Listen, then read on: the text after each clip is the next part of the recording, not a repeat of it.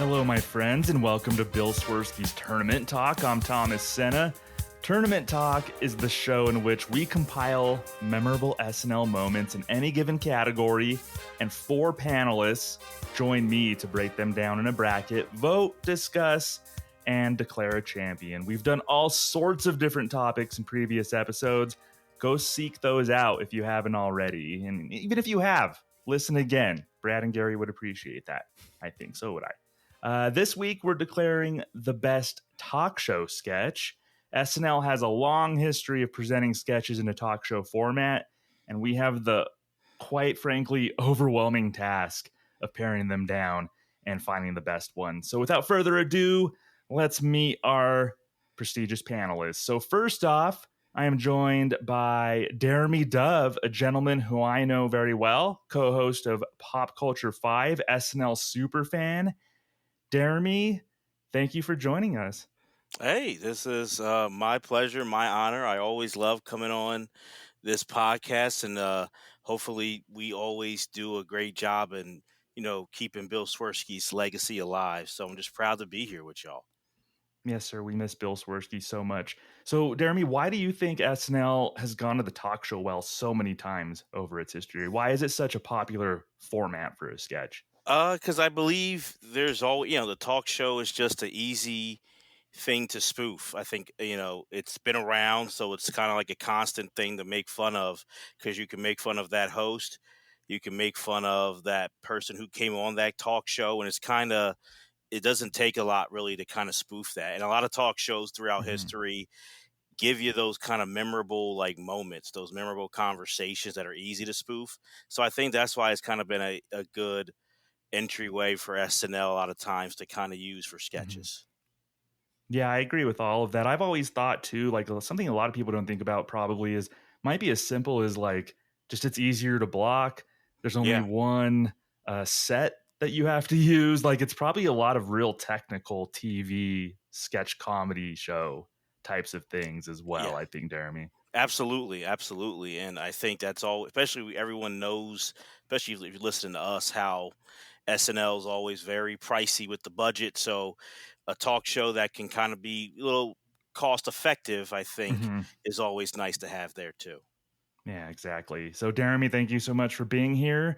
Also joining us from Ian Talks Comedy, which for a while I thought it was co-hosted by Lorne Michaels and Ian Fermeglich. Ian Fermeglich from Ian Talks Comedy. Hello, sir. Hello. Lauren's very hard to pin down. He's in the Hamptons right now. Okay.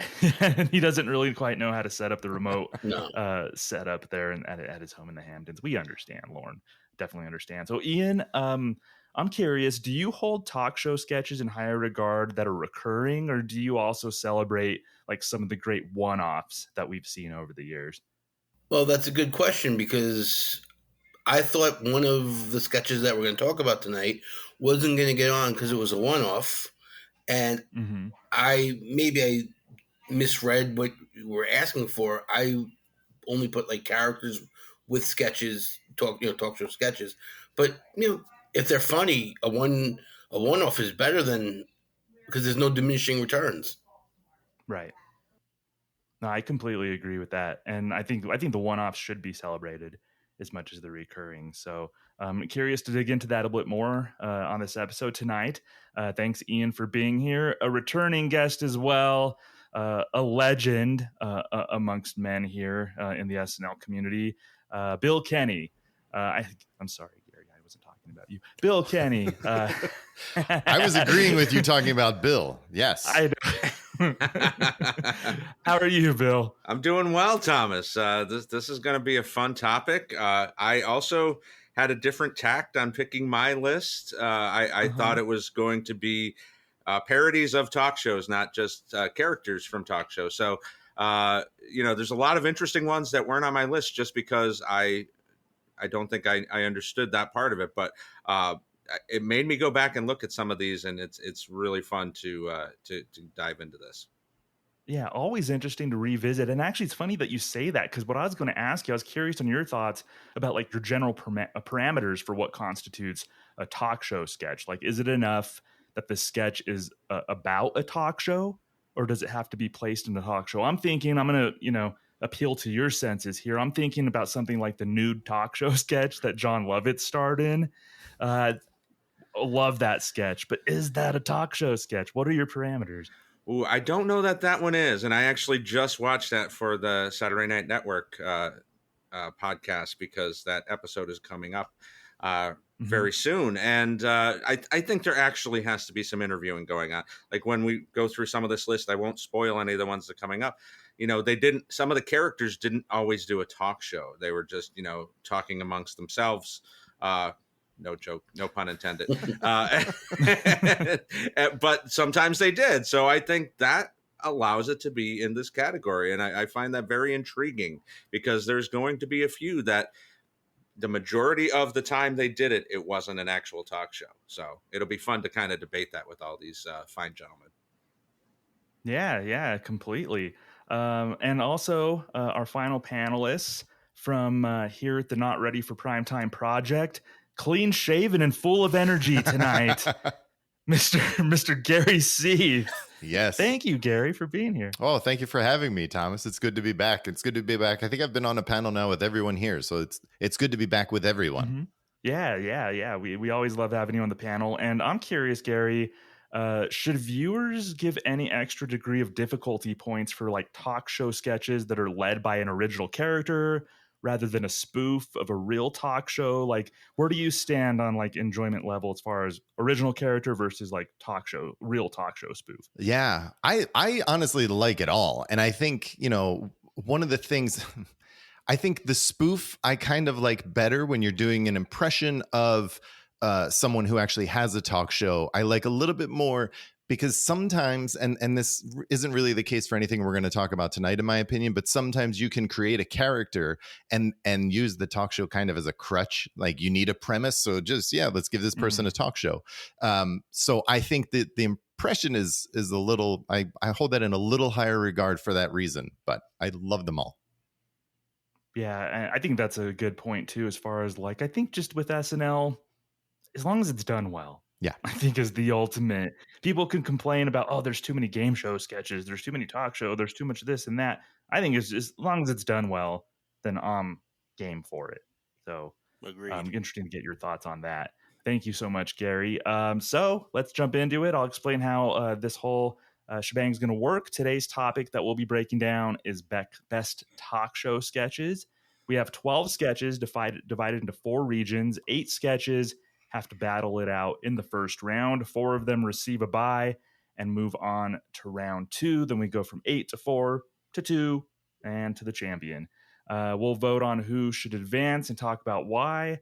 All 4 panelists will have a vote in every matchup.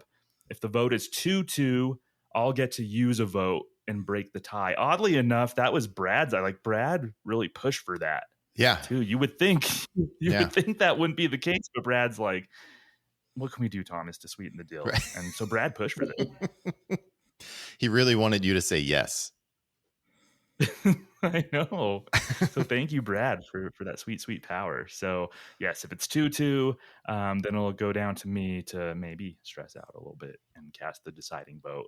All right, gentlemen, here we go. Let's break down Region 1. Starting off, we have Fernando's Hideaway taking on Consumer Probe. So Fernando's Hideaway, Ian, this was a season 10 sketch. This was the All-Star season. What were kind of the beats of Fernando's Hideaway? Okay, so I feel really mixed on this because I had Consumer Probe and Hideaway like 2 and 3. So now they're battling each other. But so Fernando's Hideaway is Billy Crystal's character, his impression of Fernando Lamas, who he saw on The Tonight Show talking to Johnny and saying, it is better to look good than to feel good, and you look marvelous, and all these things. And he created it. First, he did an update a couple of times in season 9, but then he brought it as its own thing, as a talk show in season 10. And the amazing thing about this sketch is it's the only time, I think, in the history of SNL where there were no cue cards and nothing was written. There might have been bullet points, but there were not anything written down. Billy just went in the character, and whatever he thought was funny and whatever he wanted to say, he did. The highlight. But they may have given him general time parameters, I assume. Oh, yes, they had time parameters. Yeah. And the two ones I'd like to talk about the best. The first one, when he was supposed to have Barry Manilow, that was fake. He wasn't supposed to have on Barry Manilow, but instead he got this 450-pound crane operator to come off and pretend to be Barry Manilow. And he would ask the same questions as if Barry Manilow was there. And this guy, his name was Bobby Faraccio, it was hysterical, just him pretending to be Barry Manilow. And the other one that's really, really good is Mr. T and Hulk Hogan. Yeah, that's one that a lot of people know. Yeah. So all of them, of course, appeared in season 10. I believe it was 4 times. It started off as a character that hosted Weekend Update, and then it transitioned to a talk show format. So it's taken on Consumer Probe. Gary, this was obviously popular in the era that you and Brad are covering right now. It started December 11th, 1976. Yeah, Consumer Probe. Actually, I believe Candice Bergen hosted the first one. And it was a great way to introduce Irwin Mainway. And at the time, Mainway Toys.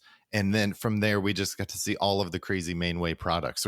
So Consumer Probe, I love as a vehicle that introduced this crazy character. Again, the host, it was Candice and then later Jane.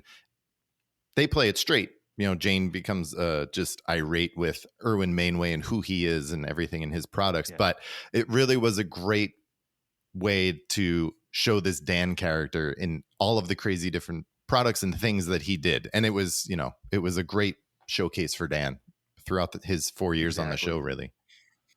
Exactly. Respectfully, Dan played a really great slime ball. And this was really top of the heap as far as that goes. So we're going to start the voting here. Fernando's Hideaway versus Consumer Pro. Bill Kenny, I want you to kick things off. Yeah, I'm going to let my bias come through here because Fernando was one of the first characters that I was aware of, mostly because of the novelty record that came out when this was out in '84. You Look Marvelous. So I always love this. I think Billy being able to improv on the show, again, as Ian said, not something that the show ever really embraced in any way. A rare occurrence of that. I think there are some really, really good sketches here, including the Barbara Bach and Ringo Starr one is one of my favorites.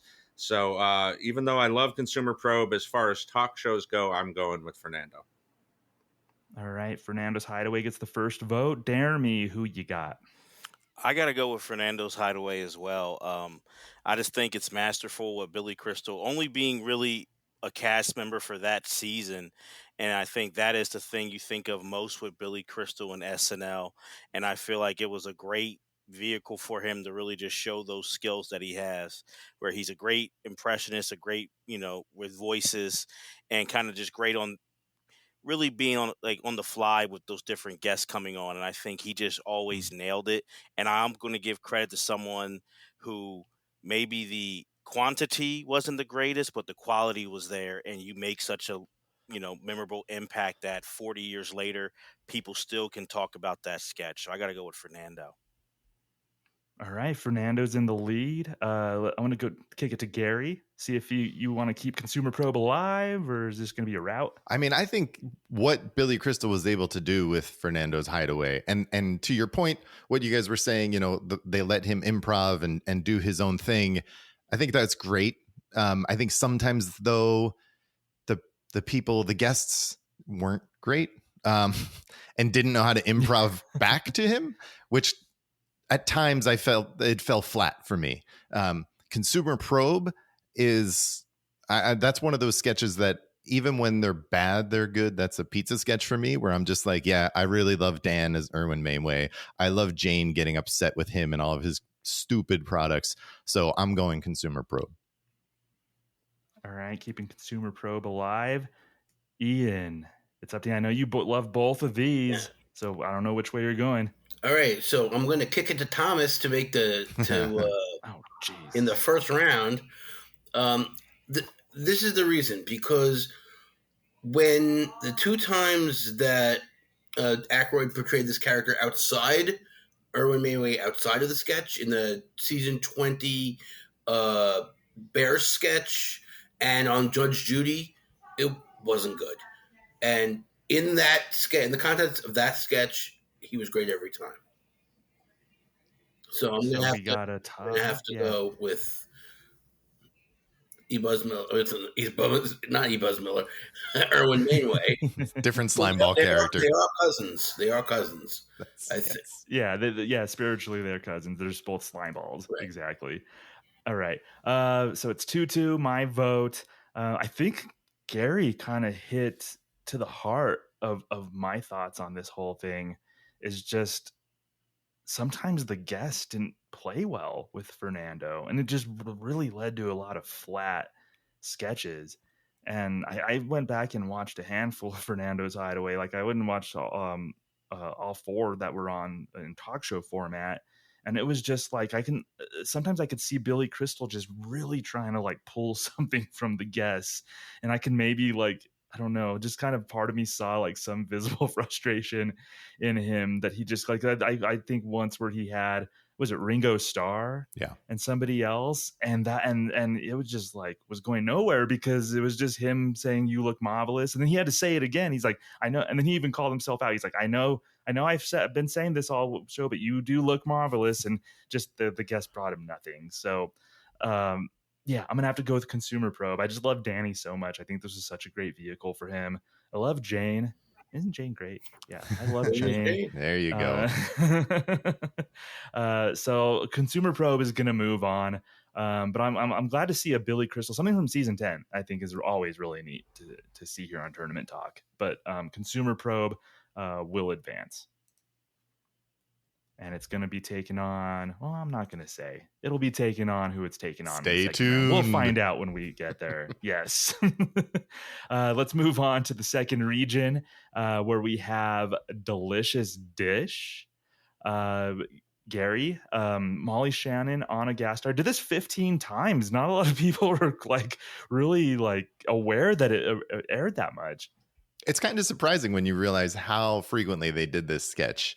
And it was kind of, I think part of it was that they are so good, in my opinion. Like I just going back and rewatching Molly Shannon and Anna Gasteyer both, I appreciate them both more and more the more I rewatch them. I think than I did in the moment even, because they're so good. And the way that they encapsulate these NPR hosts with the public radio voices and the way in which they talk to their guests and question them and are maybe surprised by things, or the way Molly's character talks about all of the horrible things going on with her, just kind of passing by like, oh, I have all these rats. And it's brilliant and so well done. And it really grabs onto public radio, which was kind of having a boom at that time in the late 90s.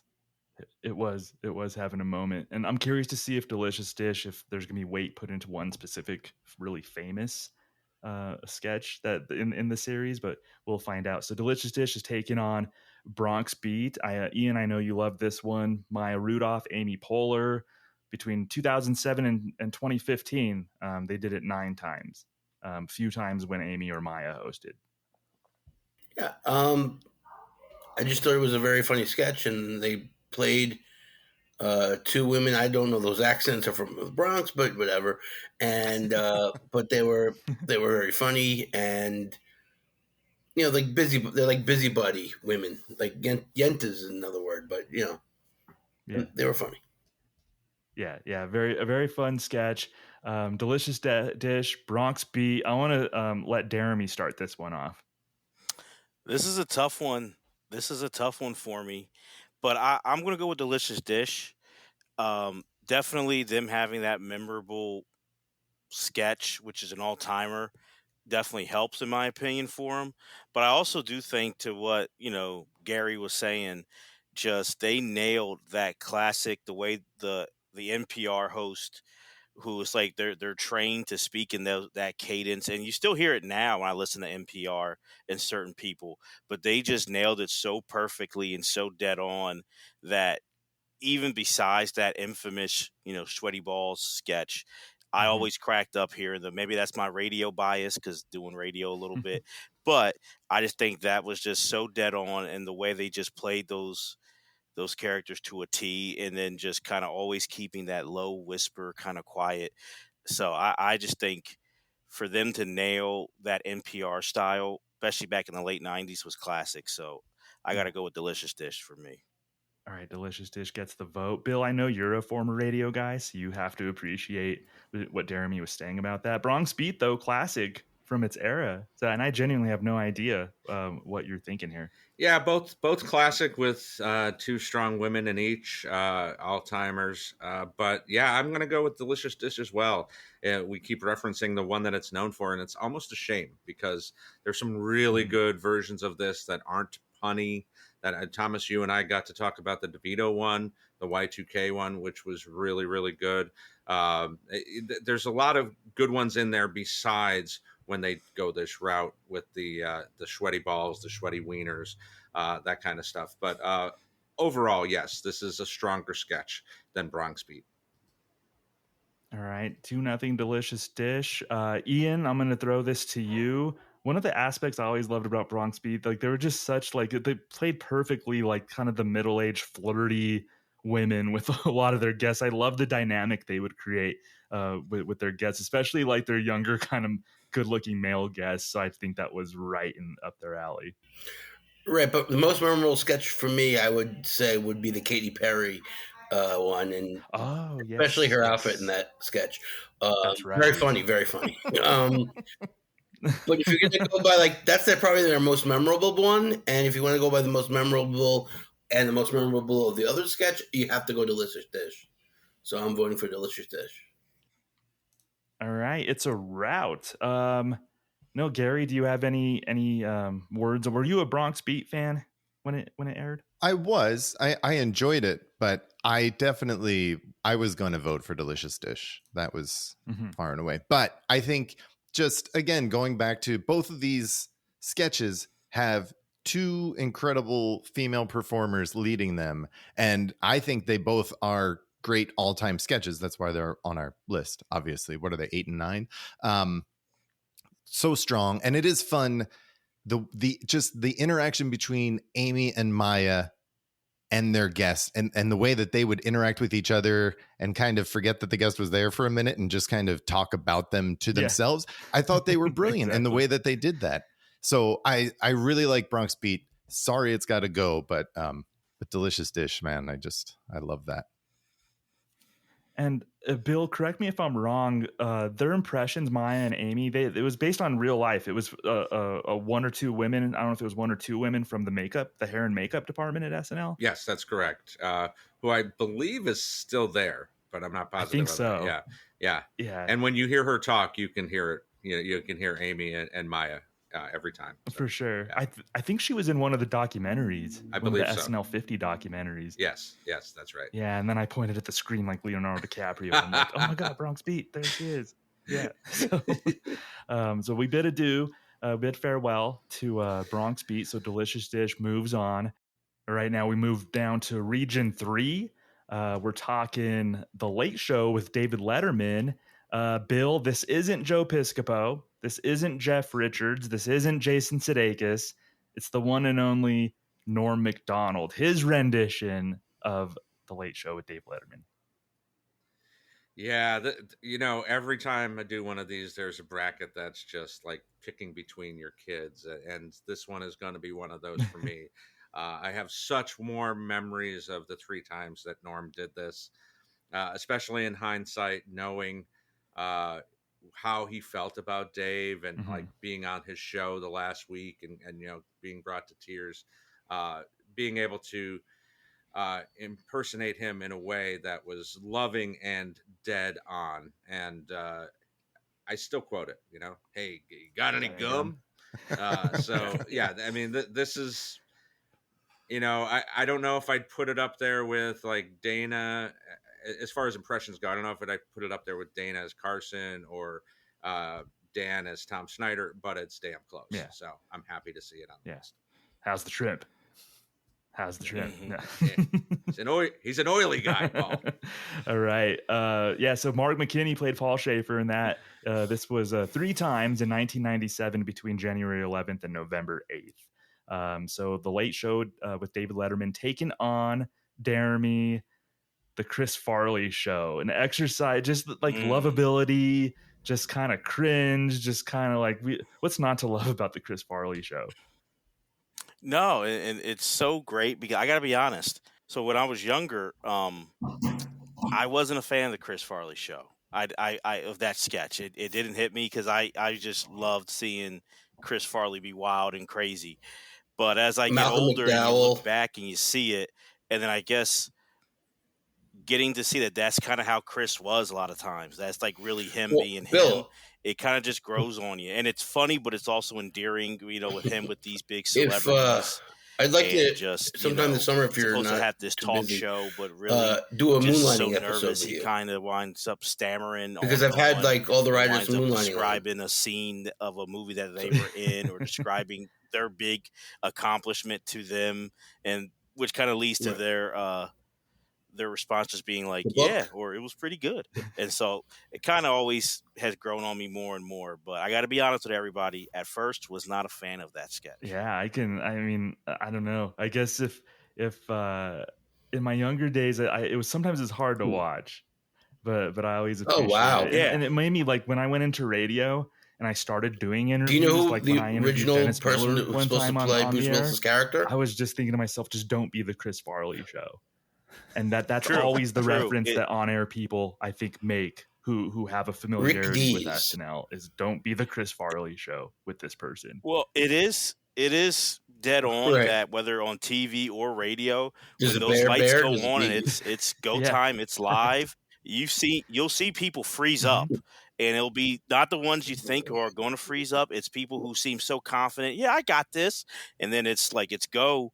And they're just, I've had papers rattling. So I see one Gary dead air. So that actually is very accurate. I found that out when I started doing radio. Yeah, it can happen. So Chris Farley show, very beloved sketch. Jeff Daniels, Martin Scorsese, and Paul McCartney were his three guests the three times that Chris did the Chris Farley show. So let's get to it.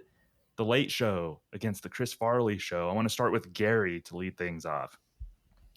This is interesting because, to your point, these are two that we're not on a lot, right? Three and four times, right? So exactly, yeah. Like 3 and 3, yeah. Oh yeah, 3 and 3. Okay, yeah. I love how awkward Chris Farley is in the Chris Farley show, and his interview with Paul McCartney is one of my favorites because I just love that awkward humor. But I'm a huge Dave Letterman fan and a huge Norm Macdonald fan. And The Late Show is one of actual recording is higher quality sketches that didn't make my list. Most of what actually ended up on the final thing was on my list, but I'm going to have to throw my list out the window and vote for The Late Show. Ooh, The Late Show. All right. Norm Macdonald getting some love here. I wanted to go to Ian. What are your thoughts on this? Okay, I love both of these performers. I love Norm. I love the fact that he gets everything perfect. Like at the end of the Letterman sketch, he gets up and he throws his jacket off, just like Dave used to do at the end of his show. But I'm going to have to go the Chris Farley show. Ooh, Chris Farley show. 1-1. We are all tied up. Let's see who we have. Bill, let's go to you. Yeah, as I said at the top, this is really, really hard. The respect for the Farley show and what he brought to the show. It basically ended the 50th with, Paul singing in the end, "The love you make is as great as the love you take." So that was just a nice tip of the cap to Farley and everything he brought to the show. But as I said, one of the best impressions ever, I think, on the show. I'm going with Norm in The Late Show. All right, Late Show leads 2-1. Jeremy, what do you make of this matchup? This is a hard one because with these two performers, it was them doing something that we didn't typically see of them, which I think is really cool and really awesome and showed their versatility.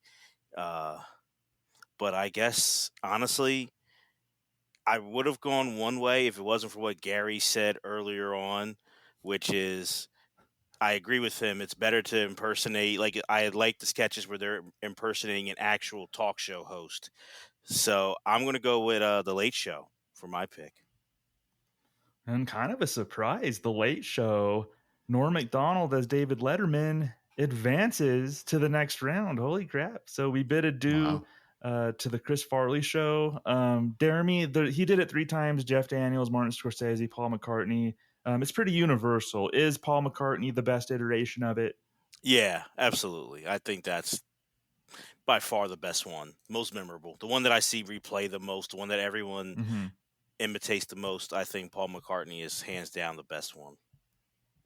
Yeah, it's hard to beat the line. Remember when you were with the Beatles? Yeah, that's one of my handful of favorite lines in SNL history. And I think Paul played it so well too. Like talk about like the Fernando sketches earlier in the episode where sometimes the guests didn't know how to play it well. Paul was really good in that. Yeah, I agree.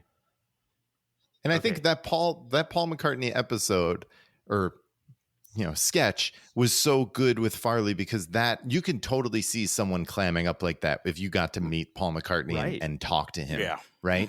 Yeah. And I think it didn't, in my opinion, it didn't work as well with Jeff Daniels and Martin Scorsese because of that. There's something just so real and genuine about someone fumbling over what to say to Paul McCartney should you get the chance to meet him. Yeah, I agree. Like the essence of the sketch really worked, and it ramped up too because Jeff Daniels. It's like, okay, I guess somebody would be nervous talking to Jeff Daniels. Sure. Martin Scorsese. It's like, okay, I'd probably be a little more nervous talking to Scorsese. Paul McCartney. It's like, okay, I would react that way. I would ask Paul McCartney. Remember when you were at the Beatles? Is it true that you died, or is that just a rumor? It'd just be all over the place. So. Oh man, I love Chris. So, but the Late Show with David Letterman, Norm Macdonald advances to the next round. All right, in the final matchup in the first round, Region 4, we have Coffee Talk starring Mike Myers. 15 times he did this as a cast member. He did it once as a host. First 2 times were as Paul Baldwin, then Linda Richmond took over, entered the picture, and never looked back.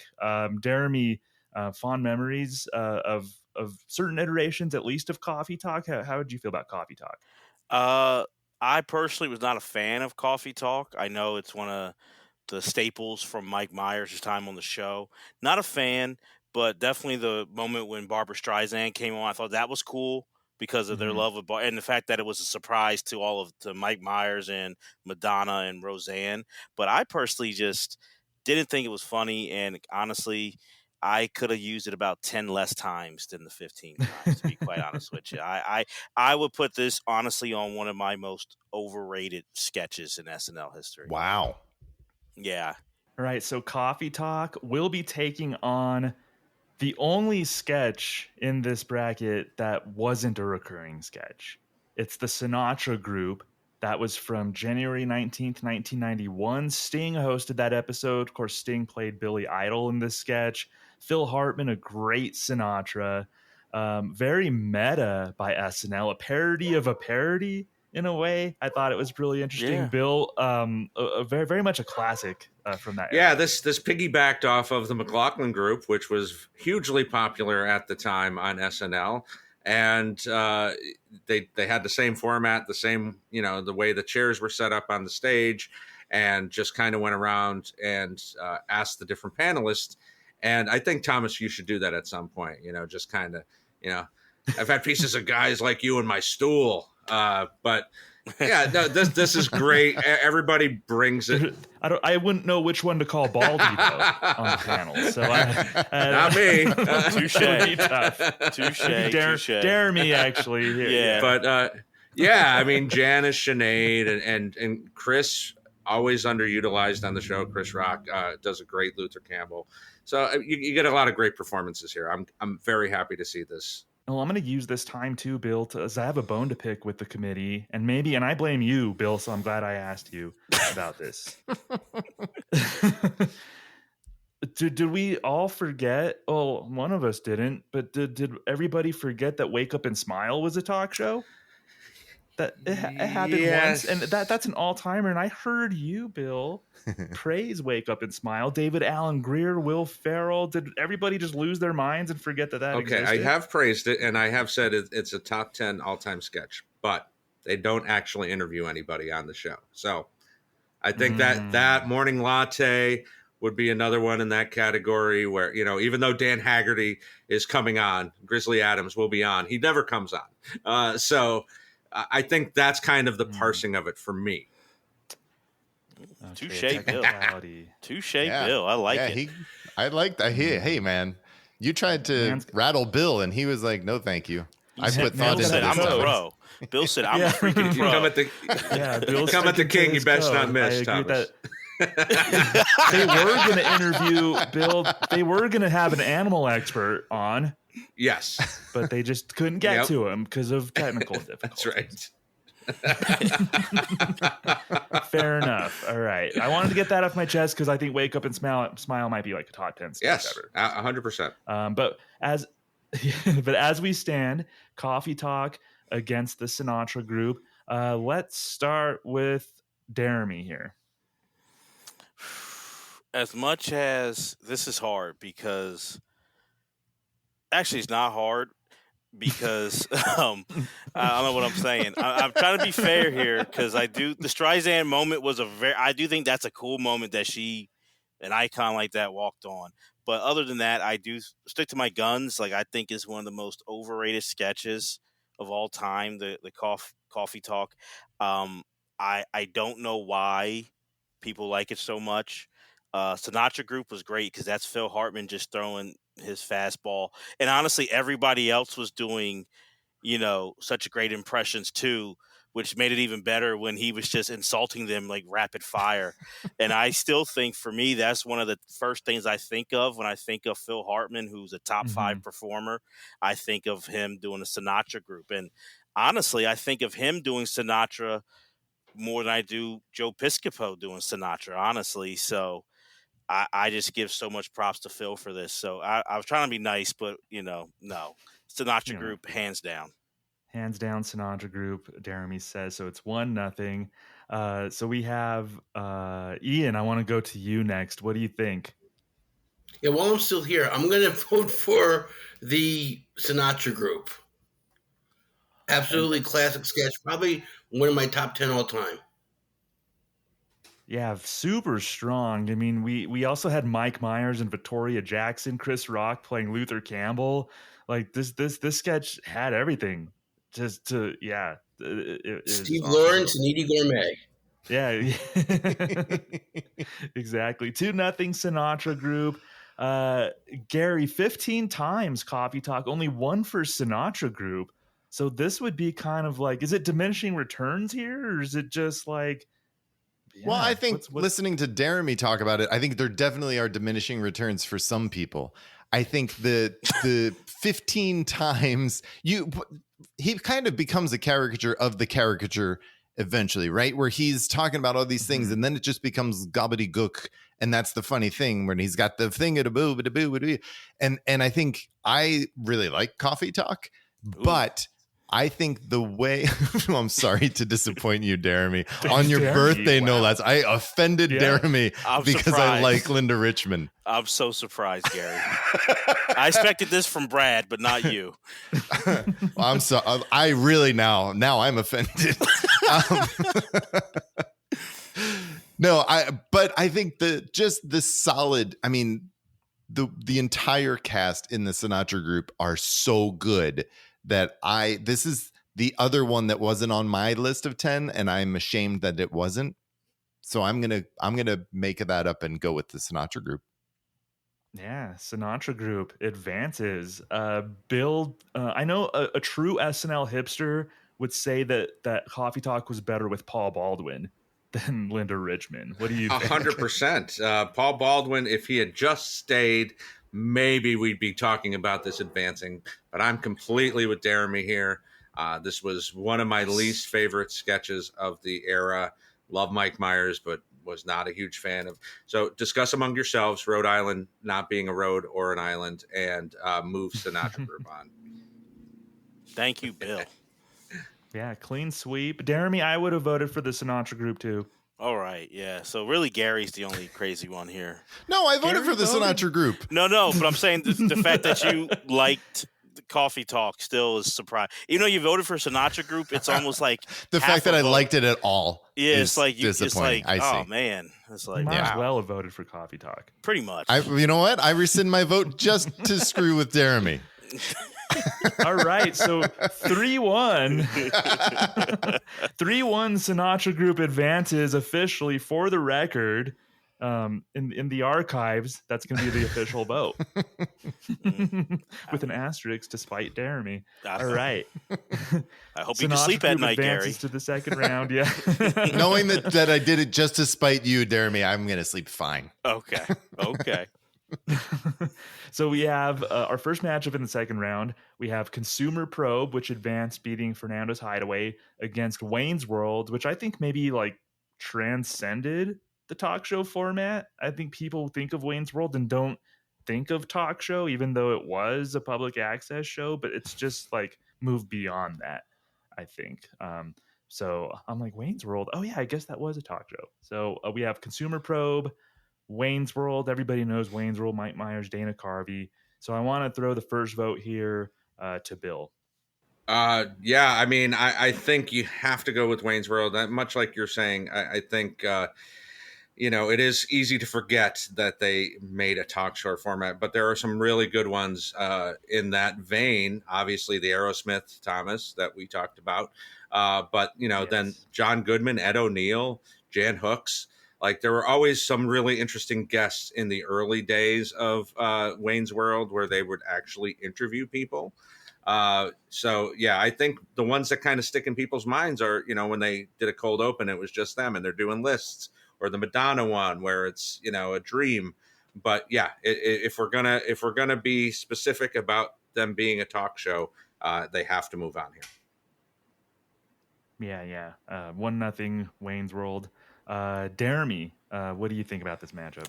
Yeah, I think it's interesting because not only did Wayne's World its lore so great, people forget it's a talk show. I think for a while its lore was so great, people didn't even realize that it was an SNL sketch. They just knew Wayne's World as a movie. So it's a blessing and a curse. And I mean, it's just crazy how Mike Myers can think of something so great as Wayne's World, something so awful as Coffee Talk. But I mean, hey, that's art, right? But yeah, this is hands down Wayne's World for me. Just really just that whole public access, kind of talk show vibe that I always loved. Phil Hartman in the beginning of it, and from a kid growing up watching those public access shows, that brings something to my heart too. But Wayne's World for sure. Yeah, it's like Wayne's World, Coffee Talk. Like, that's the duality of man. Absolutely. We're talking about. I agree. Right? I agree. Absolutely. Just we're all flawed individuals. We're flawed human beings, Jeremy. So don't hold it against Mike yang. Myers. No, that just shows something so great and something so bad. That's all of us. Exactly. So the tale of two sketches. Ian. Yeah. Ian, what do you make of Consumer Probe against Wayne's World? Does Consumer Probe have a shot against this behemoth? I'm not voting for it, but it's tough. I mean, Wayne's World is just what it is. It's just you said it was a behemoth. It was a movie. It was a sketch that led off the show. It was done. I don't think they had diminishing returns unless that one time where Wayne was on Melrose Place, but that doesn't really even count because Dana wasn't there. But I just think Wayne's World has to move on. All right, looks like Wayne's World is going to move on. Gary, do you have any? Do you want to say the eulogy for Consumer Probe? Yeah, I mean, I think the strength of that sketch and the fact that it was replayed on Christmas episodes, like best of Christmas episodes for years and years, is a testament to how wonderful that sketch is from the beginning. Really, I mean, that was the first time, and then we see the Halloween version, and just I think that's a sketch. We were talking about diminishing returns. It kind of, there was a little dip in that, but then it came back, and towards the end, the last one or two Consumer Probes were also excellent. So it's a great sketch. It had a great run. Glad it made it as far as it did. Yeah, I agree. Just not enough muscle. It did prompt me to ask my parents for a bag of glass for Christmas. And the messed up part is they said yes. They got me a bag of glass. I don't know. My parents made me dress up as Invisible Pedestrian for Halloween. All right, congratulations to Wayne's World advancing to the Final Four. Next, we have Delicious Dish, which beat Bronx Beat. It's moving on to face the McLaughlin Group, who got an automatic buy into the next round. Bill, the McLaughlin Group, Dana's take on kind of the real McLaughlin Group is pretty darn strange, I think, right? Yeah, I mean, this is the brilliance of the second golden era of SNL, talking to 14, 15, 16-year-old kids, and they're promoting this syndicated talk show that was as dry as a piece of toast. But it had this quirky host in John McLaughlin. And I had never watched that show. I had seen the commercials on TV, of course, but Dana took it to another level with this. And this was very much going back and watching McLaughlin Groups years later. He had this nailed. Like the people that he had on the show, calling them different nicknames as he went around the table. And then, of course, wrong is an all-time quotable, easy to quote sketch. So love McLaughlin Group. Moving on. Yes, I'll keep it with you for the vote here. Between that and Delicious Dish. Yeah, it's not even close for me. I think this one just kind of transcends what a talk show on SNL is. As I said, like you didn't have to watch this to really, really love this. So I'm going with McLaughlin Group. All right, 1-0 McLaughlin Group. Ian, Delicious Dish, original characters. It's an NPR takeoff. McLaughlin Group, an impression of John McLaughlin. How do you compare and contrast that, and what's your vote? Okay, so I watched this first sketch. I was almost 13 years old, had no idea who John McLaughlin was, thought it was funny, fell asleep, woke up, John McLaughlin was on because he was on Sunday mornings. And it was kind of a weird way to wake up. And the sketch is, obviously, it's a heightened version of what he is, but it's hysterical. Wrong! Jerry Joe, Jerry Mama, ding dong ding, blue moon. There's so many funny things that he goes, and opening the show as show, here we go. It's got to get extra points for that.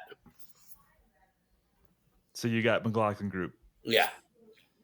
Cool. All right, 2-0. I gotta get it on the official record. I need you guys to say it. The archivists need to know. Exactly. Yeah. So 2 votes for McLaughlin Group. Jeremy, I've never talked to you about this sketch. McLaughlin Group, something I love. I don't know how you feel about it. Yeah, as someone who growing up in the 90s, when I would go to my grandparents' house, they didn't have cable and never got cable. So I actually, as a kid, was watching the McLaughlin Group. And, when I look at these two competitors here between Delicious Dish and the McLaughlin Group, it's really hard because I feel like the better crafted all-around sketch is Delicious Dish. Like just how like beat for beat and all that. But I'm going to go against that because I think McLaughlin Group is Dana Carvey, who in my opinion is a top 5 SNL performer, just bringing the heat. And I think sometimes when you just have it, and it's like, LeBron bringing, the Cavs in 07 to the finals. It's just sometimes you just can carry it all by yourself. And that's what Dana Carvey did with the McLaughlin Group. So I got to go with that McLaughlin Group because Dana Carvey just dominates. Yeah, this was truly a Dana Carvey showcase. And I think everybody else on the show wisely just kind of like, you could see them hang back. Like, I love the John Goodman one, and John Goodman's just kind of sitting relaxed, and he's really good. Everybody's really good, but they know that they need to make way for Dana to do his thing. And I think that's kind of the secret sauce as to why that works. So that advances. Gary, one last time, Delicious Dish. 2 amazing performers, Molly Shannon, Anna Gasteyer. Everybody knows the sweaty balls one, but there's a lot of other ones, like the Danny DeVito one that Bill Kenny referenced when it was the apocalypse basically was happening. There was one where they like ate mushrooms and they thought it was magic mushrooms, but so there's a lot of really good iterations of this one.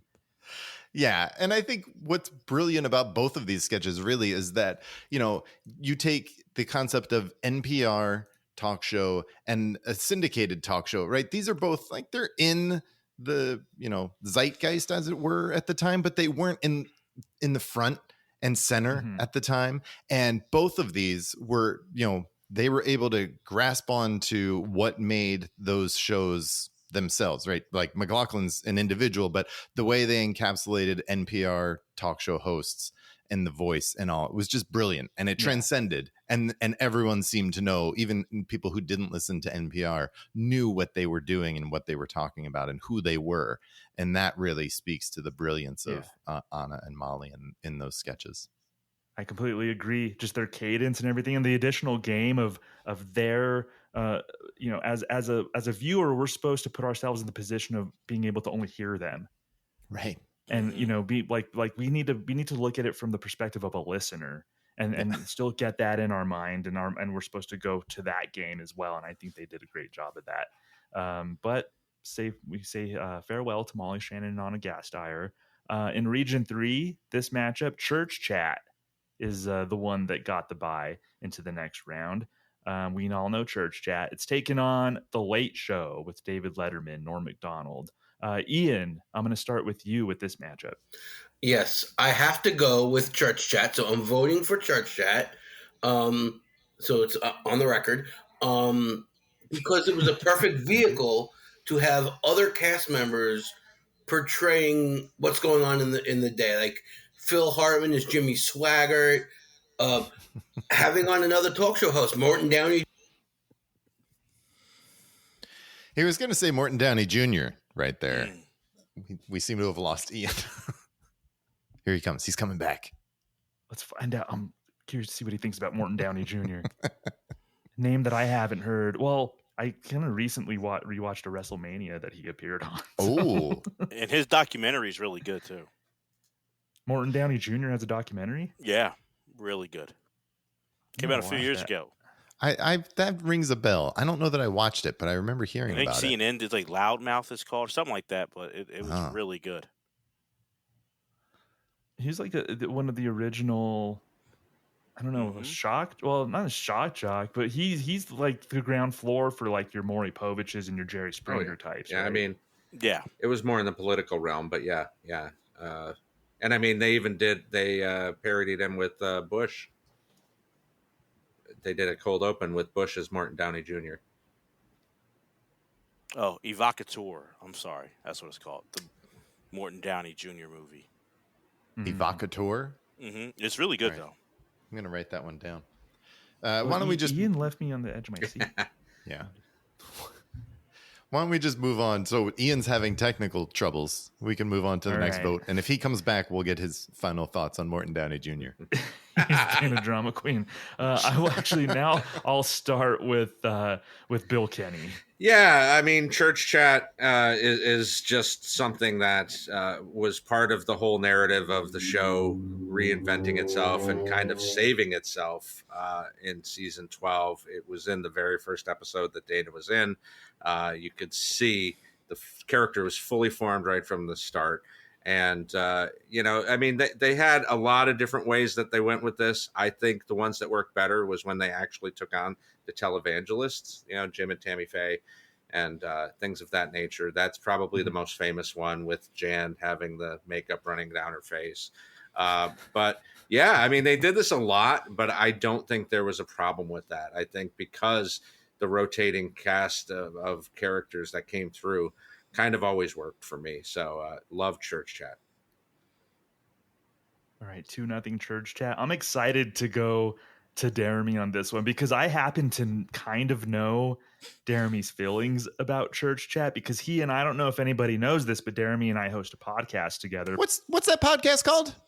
Pop Culture 5, F-I-V-E. We spell it out at the end, Gary. Wherever you get your podcast, good. Look that up. Got it. I think you might never have mentioned that Culture before. 6. Got it. 6. Yes, we Yeah. did 6 essential. So Jeremy, we've talked a little bit about church chat, so I'm gonna just roll out the red carpet for you here, my man. Yeah. So I'm gonna go with the Late Show for my vote. Church chat is not. I don't have the feeling like I do with Coffee Talk. It's not that. But I do think for as great, and I praised Dana Carvey, I do think he's a top 5 cast member in the 50-year history of the show. It is one of the sketches that I don't really dig. I will say the point about them fighting the televangelist when that was on was better, but I do think it got just overused, overplayed, and it got maybe too in the zeitgeist, but I never was too much of a church chat fan. And I'm going to go with the Late Show. I think Norm did that so brilliantly compared to church chat that had so many attempts, and I really can think of one that I liked, and you guys already mentioned that one. So, yeah, Late Show. This might be the most absurd take I've ever heard. I'm ready for it. I'm ready for it, though. I'm ready for, Yeah. Man. I can get not getting on board with Coffee Talk. Fine. That's fine. Yeah. But, dude, this is why I was so excited. Saying that there's only one church chat that you can think of that was that I liked. You. Yes. Yeah, for 18 sure. That's times he did it as a cast member, by the way. Yeah. Have you watched all 18? Yeah. I think Name them, Jeremy. Name all the guests in all 18. No, like the great one. The great it. one when Sam Kinison was on and all that. Like, come on now. Like, don't test me The now. one with Fred Savage wasn't great. Yeah, don't test me now. I don't fair. know him. He was a kid. Now we're doing. No. That has nothing to do with Dana Carvey. I was apologizing for Fred Savage. Yeah, I'm just saying. Man.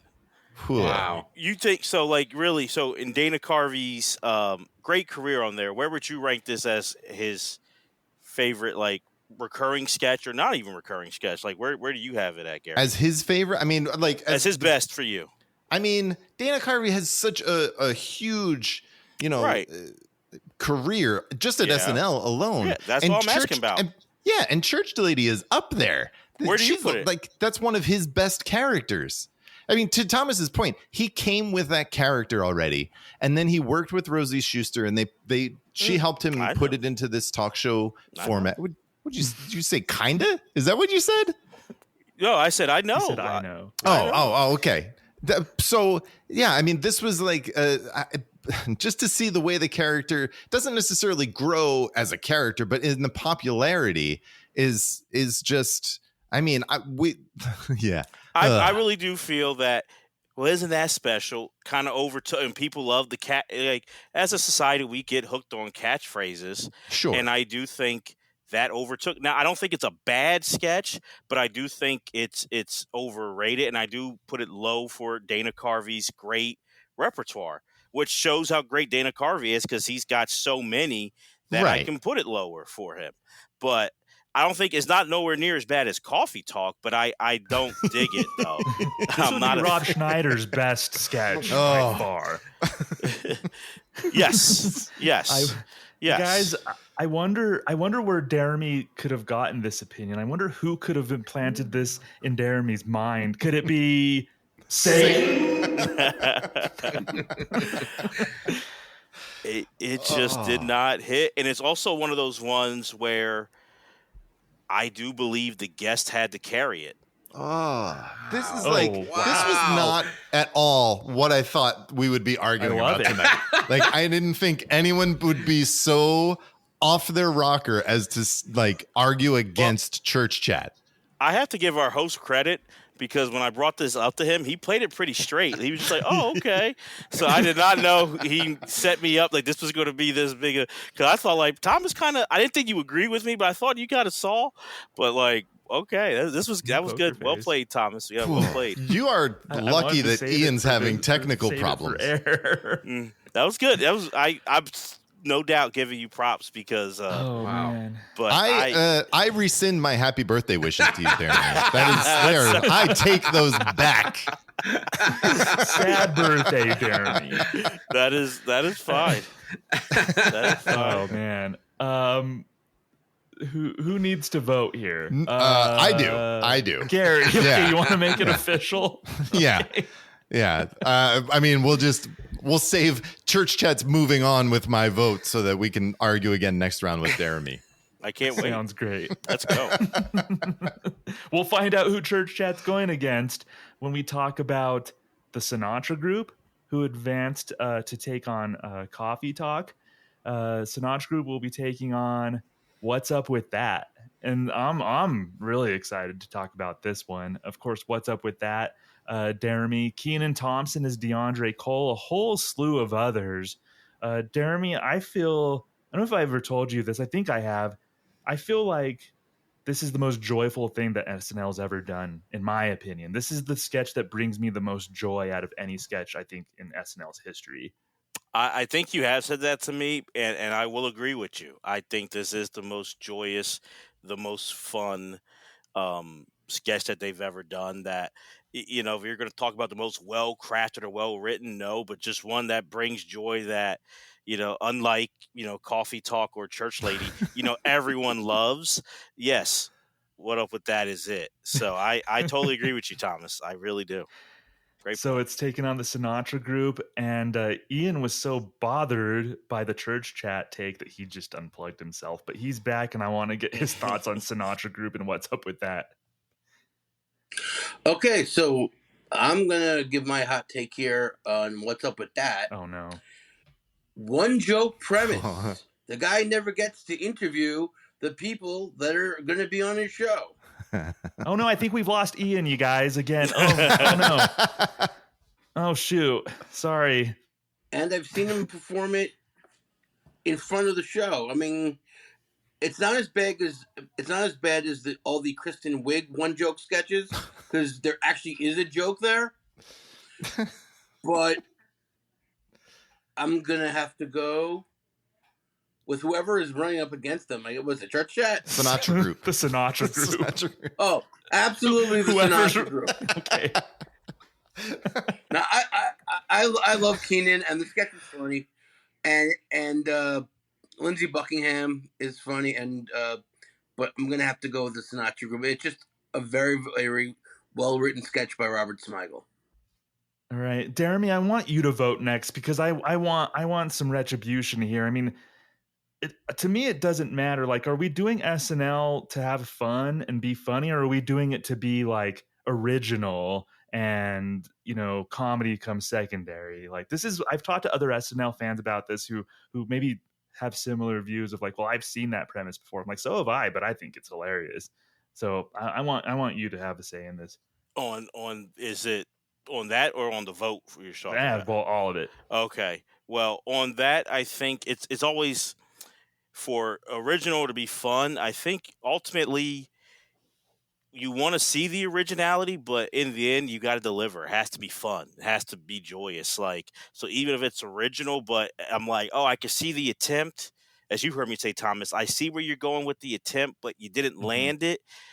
I'm going to be like, that's nice, but still you didn't land it. So you have to land it. You have to be fun, funny, and make me want to come back and watch each Saturday night. So that's number one. I agree with you. It has to be fun first and foremost.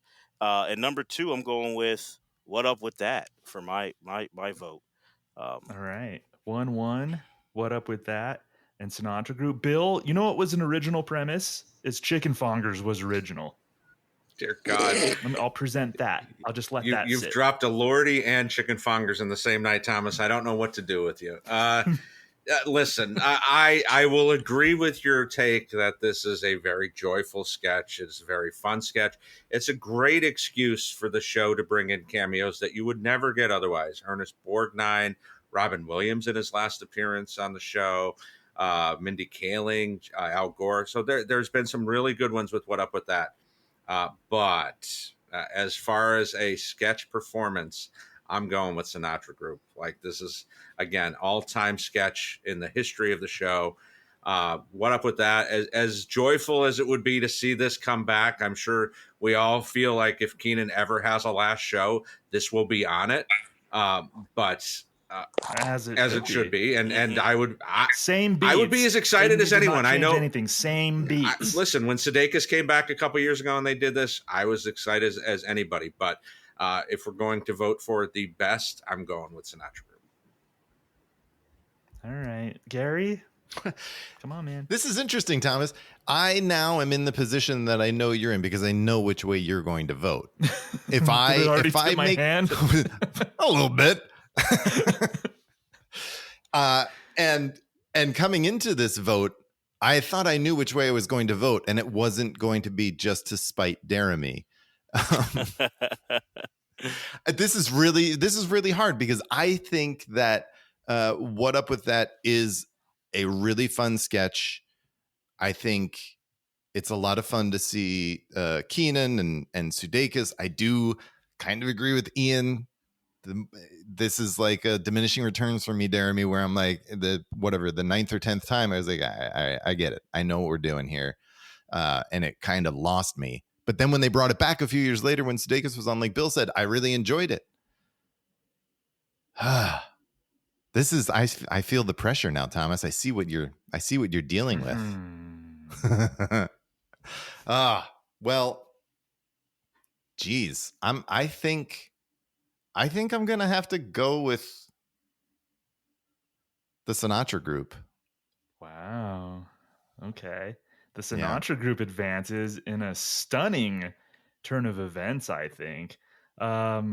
Yeah, Jeremy, you want to do the eulogy, the What's Up With That eulogy here? I think that was one of those things that I heard, from what Ian and Gary were saying, one trick put, but I think that was the whole thing. It was like the whole meta, like kind of like we know what's going to happen, but it still was funny, and it still was Keenan just being hilarious and everyone else breaking out. I think that was the funny part about it was you knew what was going to happen. Like everyone was in on it. So I think that's why I think that's even harder to do, because no one I talked to was like, I wonder what they're going to do next. Like everyone knew what was going to happen. Like that's the joke. That's the funny part. But it was Keenan in character and everyone else around just having fun and seeing the reaction to the supposed guest. So I do think, this is one of the more popular sketches of the past 15, 20 years. So I just think I hear it. I love Sinatra Group as well. So at least it lost to a great one too. But this one, I think when we revisit this episode of Bill Swerski's Tournament Talk, people will be saying, what were Gary and Ian and Bill thinking? You know what they're going to say? Those old guys really hung on to that early 90s period and Phil Hartman. That's what they're going to say. And they're going to say, Jeremy, he brings it. He comes to today. And they're going to say, that old guy Jeremy tried to stay young. And Thomas. And then no one cared about Thomas because he didn't actually vote. I care about you, Thomas. I want to say one thing to Jeremy. Listen, it's a really funny sketch. It's not the Barry Gibb talk show, and I was dreading that was going to be on the list, and that's just garbage. Agreed. So this is that as bad as Coffee Talk? Apparently, it's not as good as Coffee Talk. 1992, Coffee Talk was funny. They're both close. And if you live in New York and you drink coffee and you got daughters, no big whoop. It's a good show. I think this match was fascinating because I think What's Up With That it did 13 times. So I think people will look at it and say, well, yeah, it's the same joke. Sinatra Group has the advantage of only having one. If we had 13 Sinatra Groups, people would be saying, well, I know the beats of this. He's going to be misogynistic. He's going to be maybe a little racist. He's going to berate his guests, and it's going to be the same beats. But they only did it one time.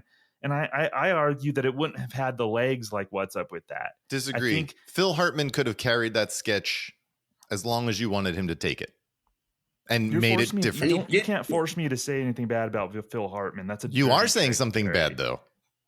No, I think this indirectly the overall sketch. Well, but that's what I'm saying. Without Phil Hartman, you don't have that sketch. And because it's Phil Hartman, I think he could have made it something more had they, come back to that well. That's all.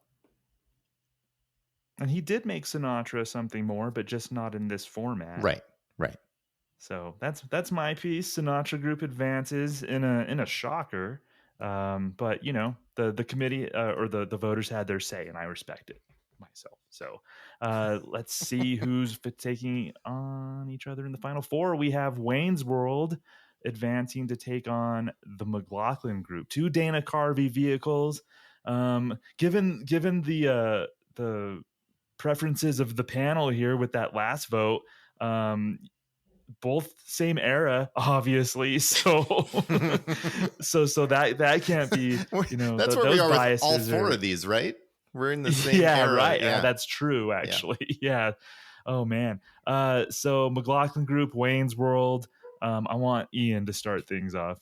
Okay, this is very tough. I'm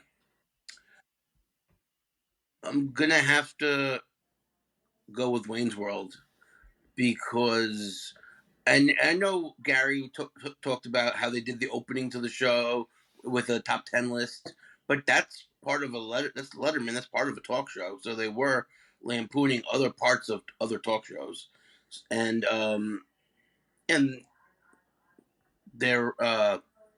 did have guests on, as you said, John Goodman and Ed O'Neill. They're just a little bit. They last a little bit longer, I think, than the McLaughlin Group sketches. All right, Wayne's World. Especially like the one where Pat Buchanan comes back after getting beaten by Bush. No one's gonna understand that sketch unless they were alive during that time. Okay, fair enough. Wayne's World gets the first vote. Let's kick it over to Bill. Yeah, I mean, there's a lot of good points about Wayne's World, but if we're in the final four here, and them all being from the same era, I mean, Dana said it best, since we're talking about Dana a lot here. 86 to 93 was the best, so he said that in his monologue.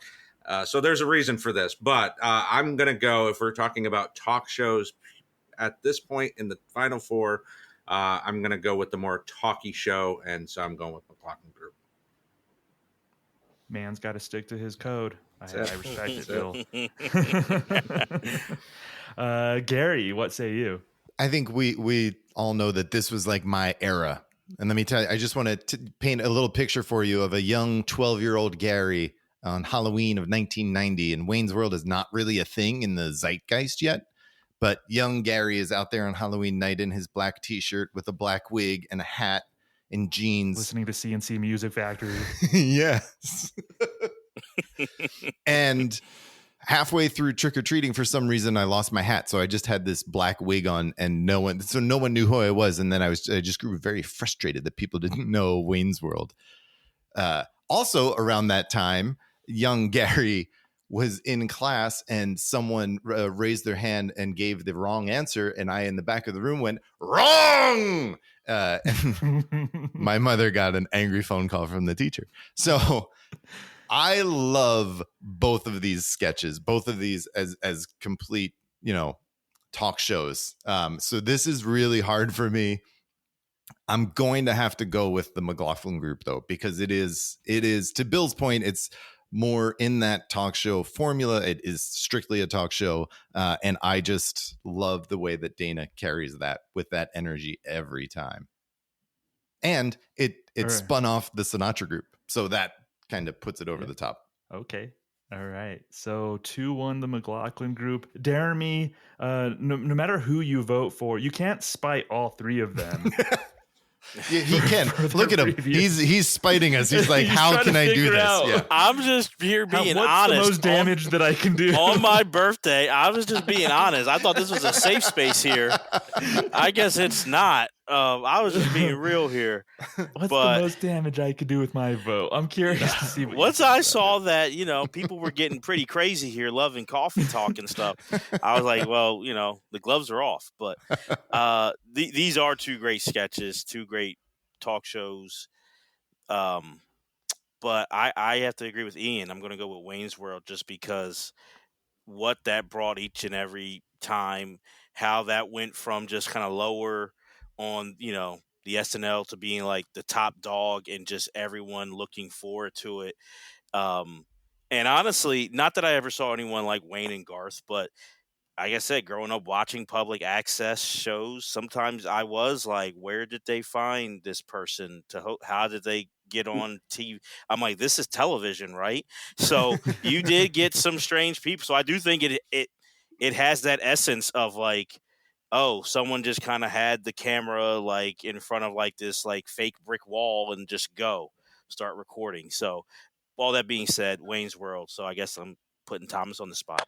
Now we have podcasts, so we don't need public access TV to carry so much weight. Yeah, exactly. That's one of the great joys that younger people are missing is like channel surfing and coming across public access. Yeah. And every city had their own, like in Albuquerque, New Mexico, everybody knows who Don Schrader is. He was this guy who just wore like this G-string kind of thing, and he would sit up there and he was super tanned, like unhealthily tanned, and he would sit up there and talk about how he lived on like $800 a year and his diet and all this stuff. And it was like everybody knows Don Schrader, like there's Don Schraders in every city. Absolutely. Yeah, but I'm going to be Googling the Don Schrader in Albuquerque as soon as we get off of this recording. You need to. Yeah. You're going to go down a rabbit hole that you never knew you needed to go down. I beg you, and then let me know what you think. Yeah. If you get an angry text from me at 2 a.m., Thomas, you know why. And an angry text I shall get. It's worth the deep dive, though. So we have Wayne's World. I mean, yeah.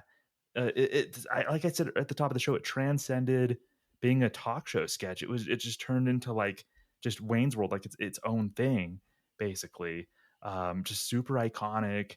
But I'm gonna have to go with the McLaughlin group.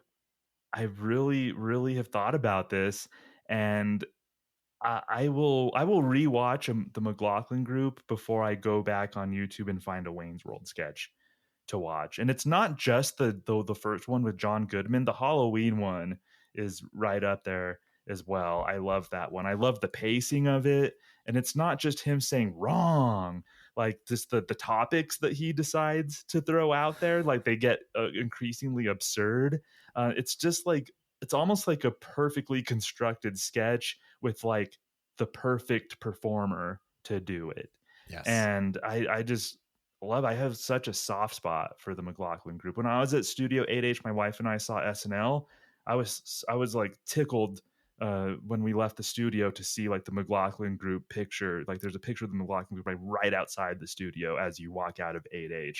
Like I love that. So McLaughlin group advances.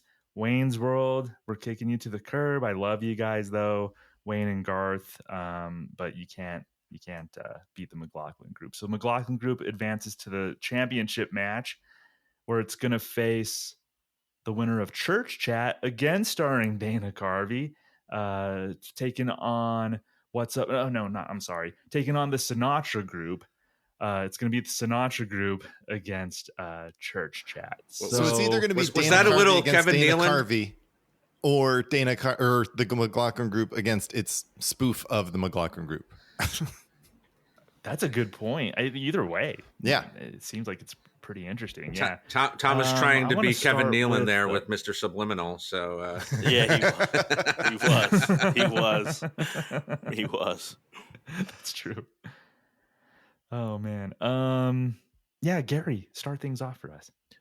This one is I never would have guessed that we've gotten this far with Sinatra Group, but I really don't think that I can vote with a good conscience against Church Chat. I just think it's great, and it's a staple, and it's something that Dana did so well, and it kind of took on a life of itself outside of SNL as well. All right, the iconic Church Chat gets the first vote. Jeremy, what do you think, man? Well, with good conscience, I can vote against Church Chat. Very easy. Set you up with that one, man. Yes, you did. You did. So I took the bait. I get it. Like there are things in pop culture, that are big that you don't have to. So I acknowledge that this was a big part of pop culture. I don't think it's bad. I just don't love it. It's okay for me. I'm going to go with a Sinatra group, though. So pretty easy. All right. 1-1 here. Bill, this is an interesting matchup to me. And Church Chat does have an angle like shaming people. Back when, they had Rob Lowe and he was kind of doing an apology tour or something around that time, and he went on Church Chat to get shamed. So it was shame, but it was also the church lady's repressed feelings too that would come out. So I think there was a lot of texture to the Church Chat ones. There was a lot of layers, and the whole joke of it being that she wasn't as great as she thought she was. I think that was really a fun part of it, especially in later sketches with Church Chat, where the onion was peeled a little bit, and you could see that she's not as good as she thinks she is. This is an all timer. If you were to randomly select 10 people on the street, this would be one of the 5. If you give me 5 characters from SNL, they would mention the church lady. That speaks to how important it was and how good it was for so long. I'm going Church Chat. All right. So, Ian, is Church Chat advancing, or will the Sinatra Group live to fight another vote? Before I give you my answer, I would just like to say that I hope Chuck Lorre heard these Young Gary stories, and I think Young Gary would be, or a cartoon, could be a Saturday morning cartoon. Yeah. I would love to like see that. Young Gary and his sidekick Young Brad. That would be funny. Gary, did you wear acid wash anything? I think I did have one pair of acid wash jeans, if I remember correctly. Yes. You had to. Yeah. Okay. Yeah. So I did too. Yeah. So Chuck Lorre or Mike Judge. Yeah. Did you have a pair of Zeke Everett? Hell yeah. Okay. Of course. Yeah. Oh, and Bill too. Oh, through. Okay. So I'm gonna go by what Miskell Spillman said when asked in 1989 if she still watched SNL when she was, I guess, 92 then. I like the fella in the dress. I'm going to go with. All right, the fella. Yeah, the fella in the dress advances. Jeremy, for the record, if I was going to be put to the task of having the tie-breaking vote, I would have voted Sinatra Group. Okay. So if one of these gentlemen agree with you, I would have put that over the top. Oh, that's true. Oh, I'm surprised you didn't love when Dana Carvey was dancing at the end with Joe Montana and Walter Payton, like in doing the goofy little church lady dance. That didn't wow you, like it did so many people. It's the superior dance. Yeah, I know. I remember it. It's not superior. It's not. That's why I purposely didn't call it that, Ian. I know, but at least you, Thomas, we're coming together here. At least you would have picked Sinatra Group, so that's nice. Yeah, I was thinking, I was leaning towards it, but I thought Thomas would say no, so I picked. No, Sinatra Group coming into this whole thing is one that, since it only had one iteration of it, it kind of slipped my mind. Likewise, for sure. Yeah. So being reminded of it, I'm like, oh yeah, oh that was great. I love that. So it would have gotten my vote, but I don't have all 5 or all 4 votes. Sadly, I just have the tiebreaker, so that did not advance. So our championship matchup, we have Dana Carvey against Dana Carvey. We have the McLaughlin Group, which ran 4 times between 1990 and 1992, against Church Chat, which ran 18 times, and then like a few other appearances after that, but 18 canonical times when Dana was a cast member. Let's start the vote here, and Jeremy, we're just gonna have to get this over with for you. I gotta go with McLaughlin Group. I just really do. I do think that really does show Dana Carvey as just that tour de force performer, and it's one of the first things I will point to for anyone of why Dana Carvey is a Mount Rushmore SNL cast member. So, the McLaughlin Group. All right, McLaughlin Group takes the early lead. Ian, what do you think? I also agree with him that Dana Carvey belongs on the Mount Rushmore of SNL cast members. But I'm going to pick another character of his, and I want to just talk about 2 of my favorite sketches with the same guest. When Danny DeVito was on Church Chat, I think those were 2 great sketches, and Dana played the drums. Yeah, I mean, Enid played the drums, yes. Jeremy, the one with Danny DeVito is the one where the church lady said, "Isn't that special?" That was that sketch. Mm-hmm. I just want to refresh your memory. Oh, okay. Thank you. I appreciate sure. that. I appreciate that. All right. So 1-1 here. Bill, this is, a golden era matchup for the championship. I know how tough this might be for you. Yeah, I mean, Dana, one of my favorites of all time, and it is hard, but I think if you made the reference to what you would go and watch on YouTube, randomly earlier. I think if I was going to look for something to watch, I would turn on McLaughlin Group over Church Chat on YouTube. So I'm going McLaughlin Group here. Oh man, we're close to having a champion here. I'm so excited, Gary. Well, you let's have just potential winning vote.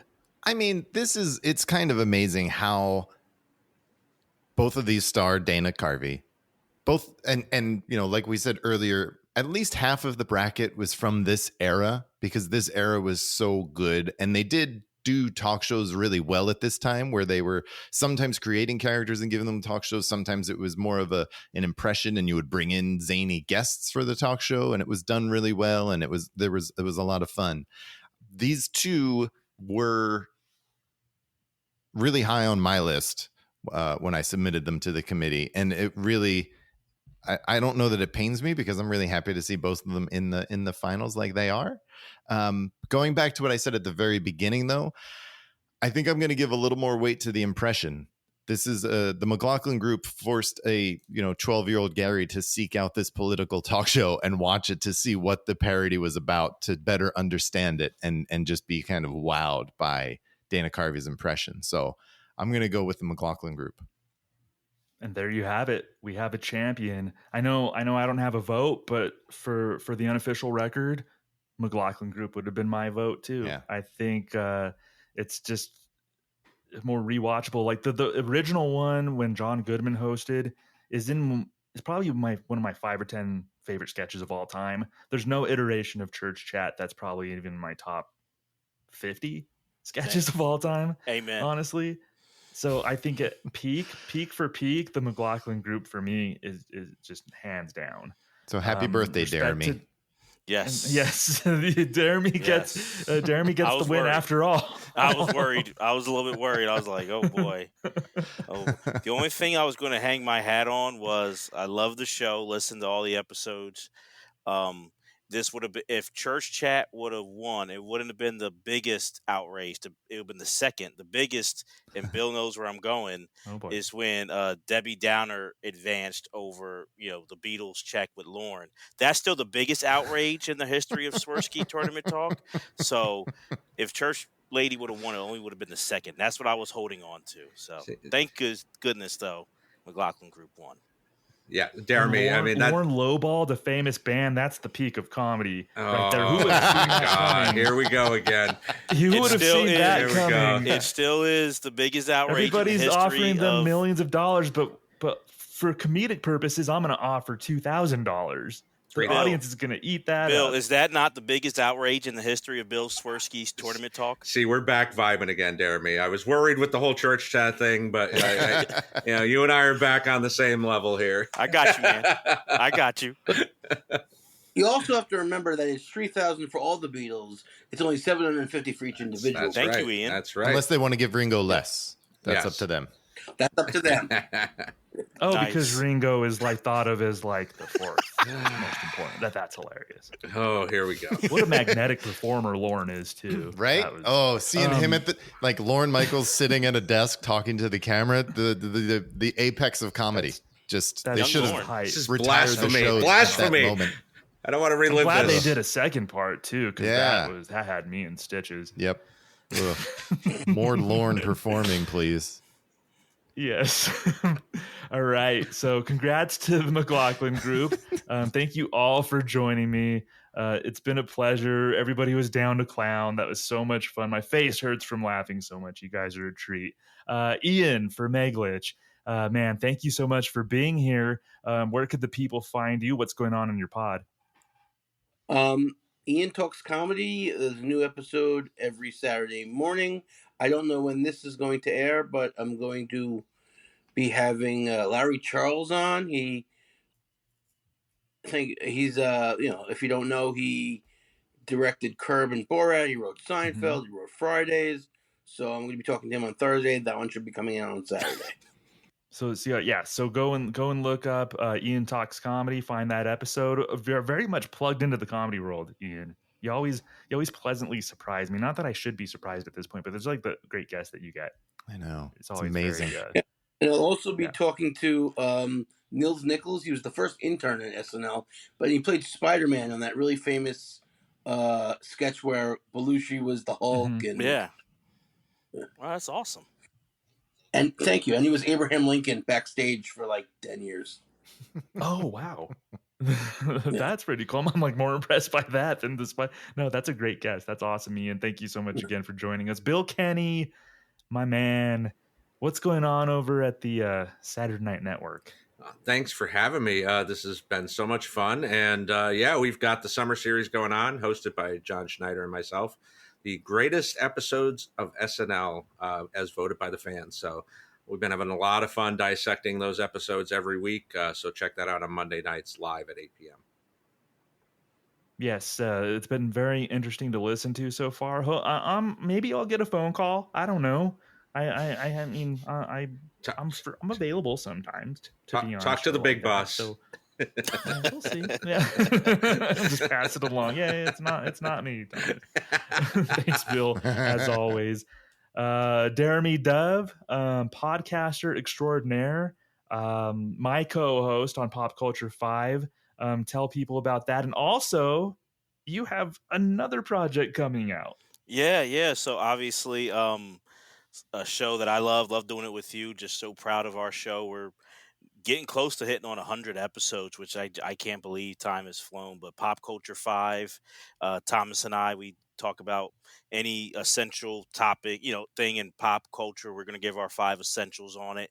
So please, Apple, Spotify, wherever you listen to podcasts, listen to Pop Culture 5. And also for those who love wrestling, I have a new podcast debuting July 10th. Fingers crossed. Hopefully everything goes smooth. But July 10th, called Tables, Ladders, and Conversations. So me and my co-host Tim Lewis will be having our little wrestling countdown show where any different types of topics for wrestling, we're going to give our top 5s or our top 10s. It's a lot of fun. Can't wait for people to hear it. So July 10th, wherever you listen to podcasts, Tables, Ladders, and Conversations. That's awesome, man. I'm looking forward to checking that out. I was a fan before we became co-hosts. I was a fan of Jeremy the podcaster, so I'm looking forward to that. Appreciate that. Gary Seath, thanks for coming on here. Tell everybody all the exciting stuff that's happening at the Not Ready for Primetime Project. So this summer at the Not Ready for Primetime Project is we're taking a little bit of a hiatus. We have some new shows coming out sporadically. We're re-releasing some older shows once again. And I would like everyone to look out at the beginning of it's probably late September, early October. There's going to be a 2-part series. I'm going to be a guest on Pop Culture 5 doing 5 essential coffee talk and 5 essential church chat sketches. So it's going to be a blast. I'm really looking forward to that. Yeah. Jeremy, you better start your research now. Well, that'll be in the history of podcasting when they say when Pop Culture 5 jumped the shark. It'll be that episode. That's when it happened right there. So, yep. We got our motorcycles and our leather jackets ready to go for that. Yep. It's all going downhill. We had a good run, Thomas. I know, that was awesome. But I'm just so impressed, like all the content, all the great SNL content that's on here, Gary. Thank you. Yeah, we have some guests this summer. Don Roy King sat down with us and did an interview, director of the show. We actually have a new show coming out similar to one of the shows that we talked about today. So when the details of that become available, I'll let you all know. Nice. Ooh, I'm excited. Yeah, definitely excited for that. Gary, thank you so much to all the panelists, and a huge thank you to all of you for listening. Again, congratulations to Dana Carvey and the McLaughlin Group for winning Best Talk Show Sketch. Be on the lookout for all of the exciting things happening here at the Not Ready for Primetime Project, including another edition of Bill Swerski's Tournament Talk. For Bill Kenny, Jeremy Dove, Ian Fermeglich, and Gary Seath, I'm Thomas Senna. So long, everybody. Thanks for listening to the Not Ready for Primetime Project. If you're enjoying what you're hearing, please take a moment to rate and review the project wherever you find us. You can also drop us a line to let us know what you liked or didn't and what else you might like to hear in the future at nr4ptproject@gmail.com. And lastly, you can find us on social media everywhere at nr4ptproject. Thanks again for listening. Have a pleasant tomorrow. Oh, there's a third.